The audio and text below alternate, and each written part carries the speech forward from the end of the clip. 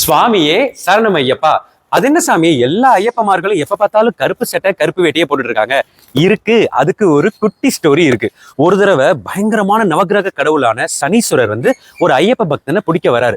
அந்த நேரம் பார்த்து ஐயப்பனுக்கு இருப்பா அவர் என்னோட பக்தர்ப்பா, நீ என்னப்பா அவரே பிடிக்க போற அப்படின்னு கேட்கும். அதுக்கு சனீஸ்வரர் சொல்றாரு, சாமி யாரோட பக்தரா இருந்தாலும் சரி, யாரு கடவுளே இருந்தாலும் சரி, நான் அவங்க பண்ண பாவ புண்ணியங்கள் கணக்கெல்லாம் வச்சு அவங்கள எப்படி நான் 7.5 வருஷம் பிடிச்சிருவேன் அப்படிங்கிறாரு. அதுக்கு ஐயப்ப சாமி சிரிச்சுக்கிட்டே, எப்பா நீ 7.5 வருஷம் பிடிச்சு என்னென்ன தண்டனை கொடுப்பியோ அது எல்லாத்தையுமே நான் ஒரு மண்டல விரதத்தின் பேர்ல என்னோட பக்தர்களுக்கு தண்டனையா கொடுத்துட்டு இருக்கேன் அப்படின்னு சொன்னோடனே சனீஸ்வரர் ஷாக்கு. என்ன சொல்றீங்க ஐயப்பா, அப்படி என்ன தண்டனை கொடுப்பீங்க? அதுக்கு ஒண்ணு ஐயப்ப சாமி சொன்னாரு, நீ என்னெல்லாம் தண்டனை கொடுப்பேன்னு சொல்லு. நான் அவங்கள பயங்கரமான முள்ளுல போட்டு வாட்டுவேன். என்னோட பக்தர்கள் விரதம் இருக்கிற நாட்கள்ல செருப்பே போடாம வெறும் கால்ல கல்லு மண்ணு எல்லாத்தையும் மிதிச்சு காடெல்லாம் கடந்து என்ன பார்க்க வருவாங்கப்பா அப்படின்னாரு. அதுக்கு ஒன்னே சனீஸ்வரர், நான் அவங்களை அப்படியே சில்லு ஐஸ்ல எல்லாம் போட்டு வாட்டுவேன் அப்படின்னாரு. அதுக்கு ஐயப்ப சாமி, கவலையே படாதப்பா, என்னோட பக்தர்கள் காலையும் சரி மாலைனா இரவு 10 மணி 11 மணி 12 மணிக்கு வேலை முடிஞ்சு வீட்டுக்கு போனாலும் பச்சை தண்ணியில குளிச்சுட்டு எனக்கு பூஜை பண்ணுவாங்கப்பா அப்படின்னாரு. சனீஸ்வரர் என்ன பண்றதுன்னு தெரியல.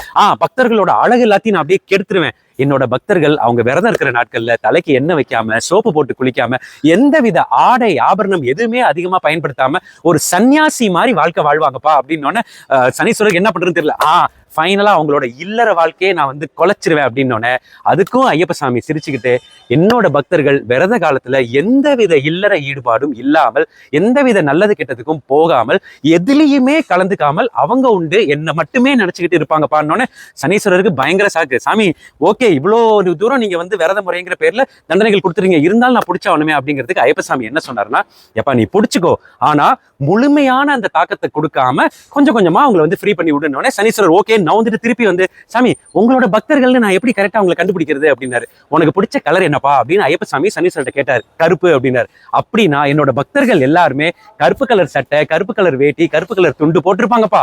அவங்கள நீ என்னானாலும் பிடிக்காத, அப்படியே பிடிச்சாலும் அவங்களுக்கான தண்டனைகள் கம்மியா கொடு அப்படின்னு சொன்னாங்க. சோ இதுதான் ஐயப்பமார்கள் எப்பவுமே கருப்பு சட்டை கருப்பு வேட்டி அணிந்திருக்கிறதுக்கான காரணம். அற்புதமான விஷயம் இல்ல? சோ ஐயப்பனை வணங்கினா சனீஸ்வரரோட கொடூரத்துல இருந்து நம்ம தப்பிக்கலாங்கிறது ஒரு ஐதீகம். போலாமா ஐயப்பன் கிட்ட? சுவாமியே சரணம் ஐயப்பா.